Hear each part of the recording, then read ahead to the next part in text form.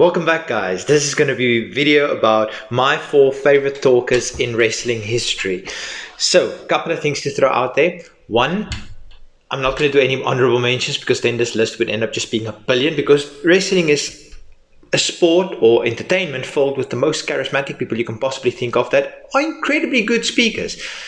Next, has to be actual wrestlers. So no managers, no promoters, no backstage, nothing, actual wrestlers, because otherwise this list would just be Paul Heyman, Paul Heyman, Paul Heyman, Paul Heyman, Paul Heyman, Paul Heyman, because he is the best talker in. I know I said I'm not going to do any honorable mentions, but let's just get real. Paul Heyman is the best talker in wrestling history. So how I got this video idea is somebody in a comment section recently of mine said Stone Cold was never a good promo. Right. So jumping right in there, we've got Stone Cold Steve Austin. If you don't think Stone Cold is one of the best talkers in wrestling history, then you and I are watching a very different product. So what is a promo? And this is not an individual promo. This is wrestling talker, so not one single promo.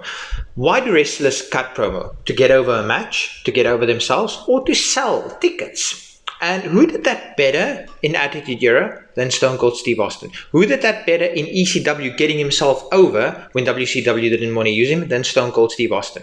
Who got their match at WrestleMania X7 more over than Stone Cold Steve Austin by saying, I have to beat you, Rock, more than you can ever imagine?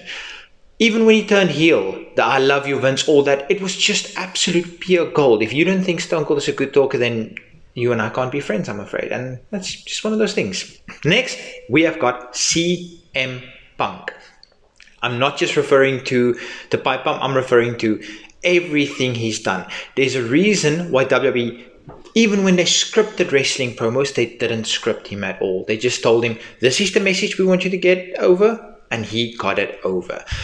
CM Punk, the Sermon on the Mount, absolutely brilliant. I mean, I know this is not the be-all and end-all, but WWE LFG, there's a reason why they had him come in to teach the promo class that day. He is incredible on the mic.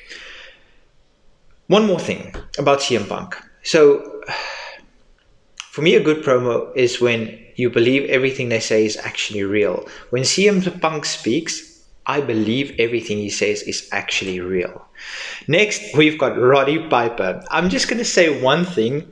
The man caused riots with his promos. In the 80s, he actually legitimately, with the mic, caused promos. I mean, no, don't clip that. With the mic, he caused promos. With the mic cutting promos, he caused riots. And yes, I'm actually legitimately keeping that piece in the video. Why not? To just see me goofing up, because that's my name, Wrestle Goof. And then lastly, it's The Rock. If you thought it's going to be anybody else but The Rock, then you had something else coming. The Rock has gotten a million catchphrases over. Some of them maybe not so good, but most of them absolute pure gold. I mean, his catchphrases were so good, they named the program SmackDown after one of his catchphrases.